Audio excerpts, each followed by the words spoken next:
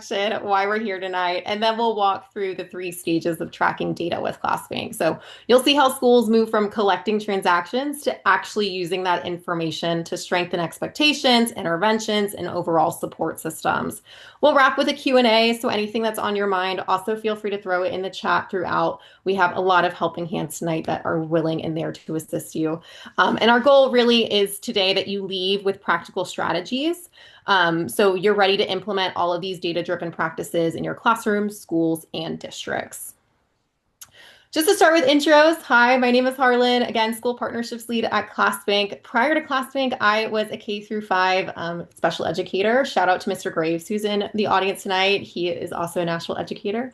And really, kind of part of special education, a really big part of it is data. And so that's what initially drew me to ClassBank, because we have a lot of these paper, we had a lot of paper bucks. We had check-in, check-out slips of paper, and it really just was unorganized. And so we needed a streamlined way to capture this. And so that's what really helped me in my classroom. And so again, that's why I'm excited to be here tonight speaking with you about it. A really cool part of my job right now, too, is that I get to connect with a lot of school leaders, district leaders, teachers. And when I talk to schools, almost everyone says they want to be more data-driven. The challenge is that many schools start without data they can actually use. So for some, everything lives on paper like it did at my school. So paper bucks, point sheets, tally marks, sticky notes, name it all. Teachers are doing the work, but none of it is consistent or trackable. So when it's time to make decisions, leaders are relying on memory or anecdotes instead of that grounded evidence. On the other spectrum, some schools do have data, and sometimes a lot of it, but it's really scattered across these systems or in huge Excel files, or even reports that no one really knows how to interpret. And so whether a school has no usable data or too much unorganized data, the result is the same. Leaders don't have a clear picture of what's actually happening, which makes it incredibly difficult to adjust supports, track trends, or even just to know if interventions are working. So now kind of that we looked at that data gap, let's kind of move into how ClassBank is helping you close it. And that's really what we're going to focus on tonight, where first and foremost, every interaction in ClassBank becomes a usable data point. So a bonus, a fine, even a job, hiring and paycheck, none of it is just a transaction. It's a behavior data point tied directly to your school-wide expectations. And because these actions are already part of your daily routines, the data is collected automatically. So teachers can teach and ClassBank will track. But data only really matters if it informs action. And so ClassBank turns those everyday interactions into insights you can actually act on. So whether that's across your classroom, whether it's across grade levels, across school districts, you can instantly see which expectations are being reinforced consistently, where behaviors are trending, or maybe not so much, and then which students really might need more support in a tiered way, through that proactive lens. Now, how does this actually roll out with the school? Because I'm sure you've heard a lot of this data jargon before and are like, oh yeah, that sounds great, but like, how do we actually do it? And that's, again, what we're really focusing on here tonight. So we've broken it up into 3 stages for you. And I think I really like to emphasize here that these stages are really meant to be a progression. So first, we're collecting really meaningful data. I think you guys, just through using ClassBank, are already doing this, which great job, congratulations. And then really when we move to stage 2 and stage 3, we're collecting more consistent data and we're able to visualize it and then make decisions. And again, don't feel like you have to do this all overnight. It's definitely taking time over progress, and it'll ebb and flow. Sometimes you'll really lean on just taking meaningful data. Sometimes you'll want the visualizations of the dashboards. This is really for you and use what you need with your students. So starting with stage 1, this is really about capturing what's already happening in your classroom. So again, every bonus, every fine, transaction, it becomes a data point which shows you what expectations are reinforced consistently and how your culture is functioning day to day. You'll always be able to see kind of a running list of your transactions within the ClassBank platform under all transactions. But to really elevate your data collection as we work through these stages, we need to start by kind of aligning your system so the data you collect is actually meaningful and captures what you need it to. And we've laid out some really helpful steps here to help kind of refine that process. So first, norm fines and bonuses to match school values. So keep reinforcement tied to your core expectations. When everyone reinforces the same things, the data becomes consistent and reliable. It's also really essential that you bring in the people closest to your students, who are your teachers. And, teachers know which behaviors matter most, and inviting their input builds that buy-in and keeps the system authentic rather than kind of a top-down initiative. And again, collaboration always takes you further. Um, and of course, kind of as teachers begin using the system more intentionally, you want to build visibility so usage grows school-wide. This step is really all about building your database because you want to get as much data on as many students and as many teachers as possible to really make informed decisions. A really great way to do that is to highlight and encourage usage. So whether that's a quick shout out in a staff meeting or a weekly update goes out, all of that goes a really long way. When teachers hear how others are using the system too, participation will naturally increase. And kind of as you're building that visibility, it also sets the stage for recognizing people who are really doing the work, and you're going to push that momentum. So feel free to celebrate those teachers that are crushing it out of the gate. Also, those students who are engaging and loving it. We want this to be a celebration of them. You're building a positive data profile for them. So, what a great way to make sure everyone's included. And of course, as participation grows, you'll start to see patterns. So that's kind of your cue to make small evidence-based adjustments. And even in stage one, you're going to notice what's working and what needs tightening up. And so those small refinements and strengthening those systems happen as usage increases. Really, by the end of kind of stage one, you want your goal to be everyone is kind of using the system in a consistent, predictable way. And that's what really solidifies your data and ensures it's capturing your entire staff and student body.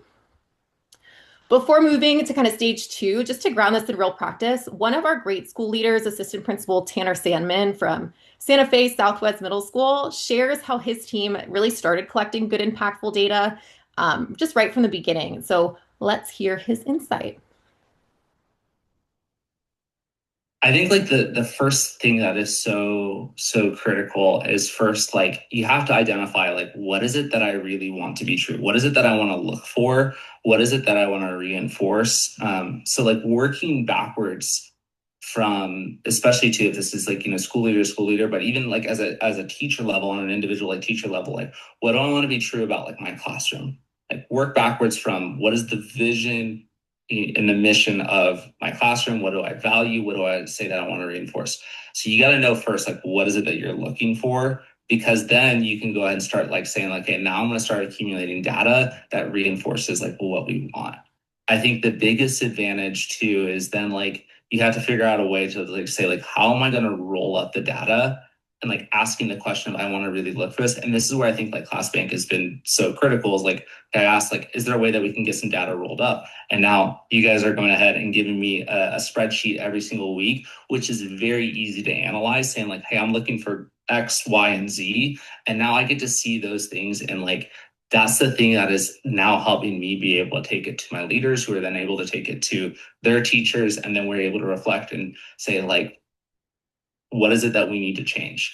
I think the thing which is cool is like we're still developing, we're really getting to it in like a system wide like year one. Like I feel like we're starting to really make some grounds. And I know as we have more fidelity with it, like we're gonna get just better and better with it. And I think like we don't have the quantitative data yet, but like I think it's what we're seeing is like, suspension rates are dropping here. I think number rates of, undesired, behaviors that we're seeing with kids, like those things are all dropping, which is allowing kids to be in class more. But again, it really comes back to what is it that I need to look for? What do I want to see here? And then like I think asking you guys to just like help us roll up this data so that way we can make some data informed decisions. Again, Tanner is a really great resource that we use a lot, but he really sets the stage here where really the foundation is data. And so when you're setting up those systems, it is always going to be a work in progress, but set them up strong. And so something that kind of big takeaways here. First, you're already collecting data. So every transaction your teachers are sending is a data point, and ClassBank just automates that process so it's easy and nothing slips through the cracks. And then once you have that visibility, you can inspect what you expect. This is one of Tanner's greatest lines. And of course, I chose the clip that he didn't say it in, but it sums up everything he said perfectly. Inspect what you expect. It's one thing to say, these are our expectations, but it's a totally different ball game when you're intentional about what you want to see in your school or classroom, and then confirm with data that those expectations are being lived out consistently. The data really gives you this clarity to make sure your systems are actually working the way you intend them to. You're working on building a culture, not just checking a box. And this is a really key step here. So, all in all, you're already sitting on a gold mine of data. Stage two is really where we can start turning that gold into insights you can share, discuss, and use. And again, this stage is really where leaders start to see meaningful patterns emerge. With our school's plan, ClassBank actually helps you streamline it and make sense of what it's telling you through kind of sending these custom data reports that I'm going to break down with you. But again, it looks just like this. Our customer success lovely team sends this out every quarter, and it has some really great insights that I think are helpful here. So first and foremost, overall transactions. So are students engaging? Are staff reinforcing expectations regularly? This gives you the pulse of your system. Our customer success team often titles this as this is your GDP, your school's GDP. It really gives you the health of your behavior economy. And I think that's true of your data. The more data you have, the stronger that kind of data economy is. And so it's a really great indicator of how you're doing and how you're growing. Another key feature that we track is student usage. So who's highly engaged, who's flying under the radar. Low engagement often reveals maybe equity gaps or students who may need more support, but it also could indicate, we're seeing a lot of sixth graders or we're seeing only half of our student body engaging. What are we going to do to up that to get better data overall? If you're really tracking PBIS, positivity ratio is also a really key thing that we track. So are we reinforcing as a school more than we're correcting? Schools typically with a higher positivity ratio consistently see stronger culture and clearer expectations. We always recommend that PBIS alignment of 5 positive behavior touch points to 1 correction. And that's, typically within that 80 to 85% range is where we like to see it. Again, it's a work in progress. Some quarters it might be way up, some quarters it might be way down, but those are really great trends to talk about as a team. Another really fun one, top staff users. So these are your teacher champions. They are the ones modeling consistency and really help set the tone school wide. It's really fun because a lot of schools have taken this in stride and it's like a mini competition. And so it's really fun to up teacher engagement that way. But it is, and again, if you have a strong coaching model as well, this is a really fun way to throw behavior in the rotation where they can be model classrooms where teachers that are struggling can walk through and get that and you can build momentum. My favorite, though, top bonuses and store items. These items tell you what behaviors are being reinforced, what your students are doing amazing, and also what motivates students. Leaders are often surprised what shows up here. I think the best part of this is how often we see some of those non-tangible rewards pop up here, like we consistently see positive phone call home being a top reward and motivator for students, or even lunch with a teacher, which I think really just underscores that relational nature of students and teachers.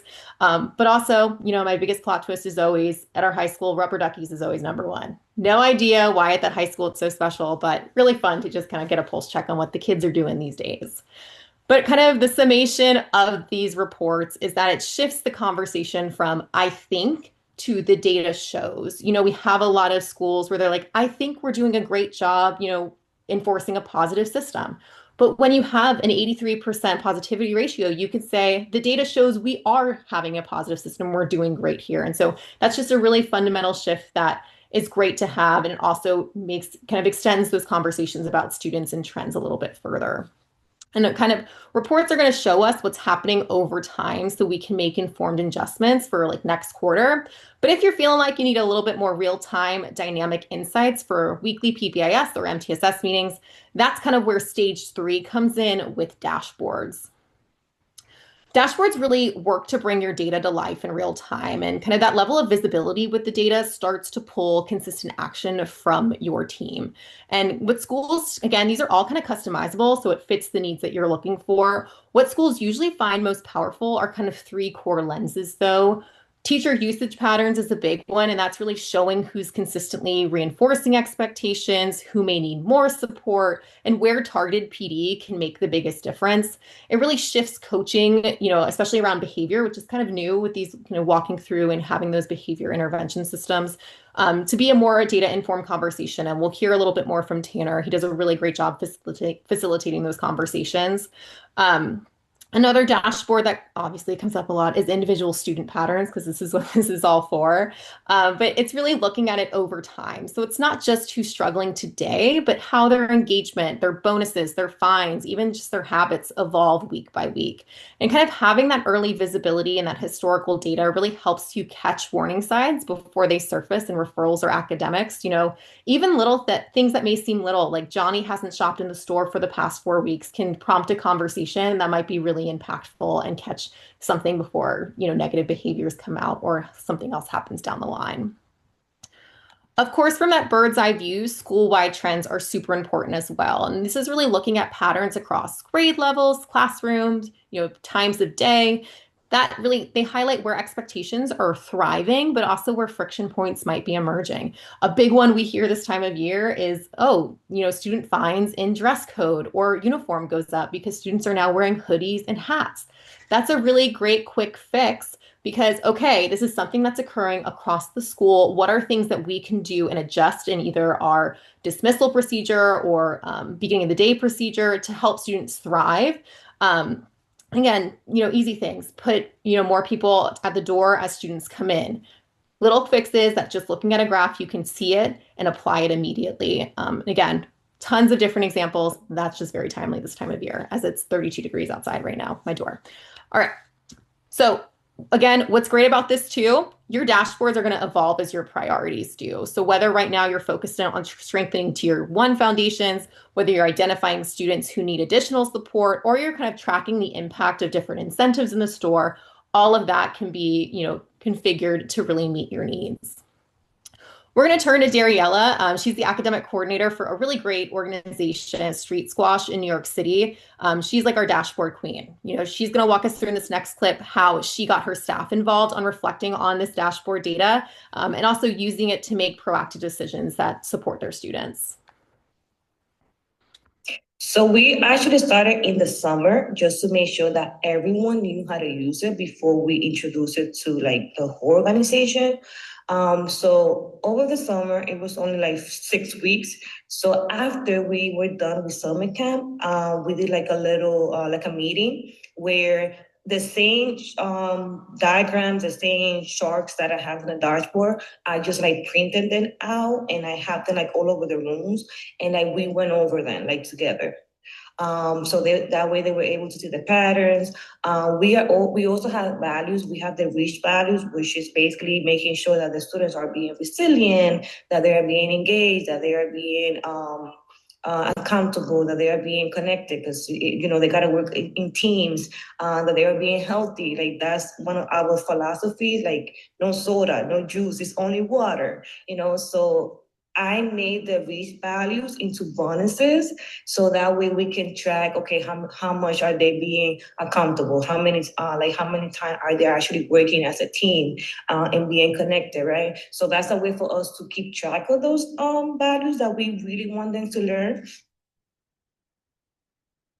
So one thing Dariella really underscored in this clip is that patterns reveal what conversations sometimes can't. So she talked about how once her team started looking at that data across classrooms and even courts. So what's really cool about Street Squash is they have an academic component as well as that sports squash component. So they're really moving between contexts, much like a school. And so they were really able to sit as a team and look at that data. She set it up just like a gallery walk. We love pedagogical practice. And so again, they had that conversation and maybe they caught on to those patterns that they wouldn't have just by swapping stories. She also really emphasized how important it is to reflect as a team. So again, for her program, the real growth really happens when they come together and they look at those patterns across the context and as a total team. One staff member might have a better relationship or see a different side of the student depending on where they are. And so it's really important to have that scheduled time, routine time to review it together. So, laid out a whole lot of information for you.